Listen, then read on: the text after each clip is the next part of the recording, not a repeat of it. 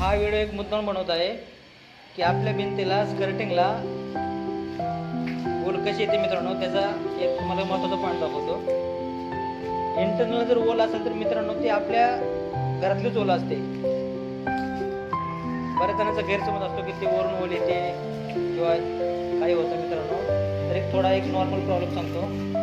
आता हे बघा, ही आपली टाईल बसवलेली आहे मित्रांनो, ही फ्लोअर लेवल आपली आणि ही बाल्कनीची लेवल. तर याच्यामध्ये मित्रांनो आपली बाल्कनी हे डीपमध्ये आहे, थोडी खड्ड्यामध्ये आहे मित्रांनो. खड्ड्यामध्येच पाहिजे मित्रांनो, बाल्कनी आपली कधी पण खड्ड्यामध्येच पाहिजे, जेणेकरून बाल्कनीमध्ये जे काही पाण्याचा आपण यूज करतो ते पाणी एक वरच्या हाईटला जात नाही मित्रांनो, फ्लोअर लेवलला जात नाही मित्रांनो. आता एक तुम्हाला थोडक्यात उदाहरण सांगतो मित्रांनो. हे समजा आपले फ्लोअर लेवल आहे मित्रांनो.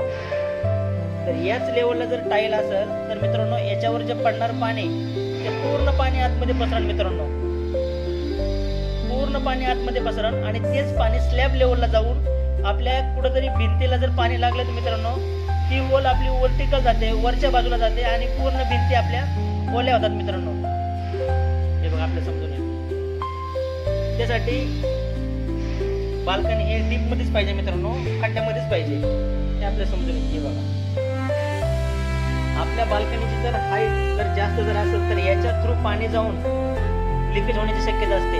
जर तुम्ही जसं जर आपली बाल्कनी असेल तर एक एवढ्या अंतराची 3 ते 4 इंचाची मित्रांनो एक डीप करायची. त्याच्यामध्ये बाल्कनी आणि आपली फ्लोअर लेवल कुठेतरी एक ब्रेक करायचं मित्रांनो. त्याला एक सिमेंटचं मालकाम करून या बाजूने पूर्ण फिलिंग करायचं. इथून जाणारे पाणी आतमध्ये जायला नाही पाहिजे मित्रांनो. तसं जर केलं तर बऱ्यापैकी मित्रांनो प्रॉब्लेम सॉल्व्ह होतो मित्रांनो. त्यासाठी आपली बाल्कनी कधी पण डीप ठेवा. हाच नियम एक ड्राय बाल्कनी असू द्या किंवा बाथरूम असू द्या त्यालाही लागू होतो मित्रांनो.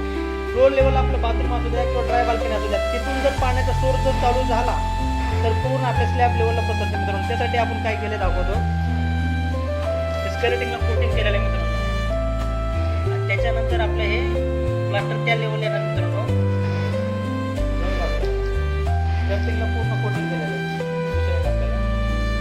स्कर्टिंगला कोटिंग केलेले आणि त्याच्यानंतर टाईल बसवलेली आहे. ही दिसेल आपल्याला हे टाईल, ही कोटिंग.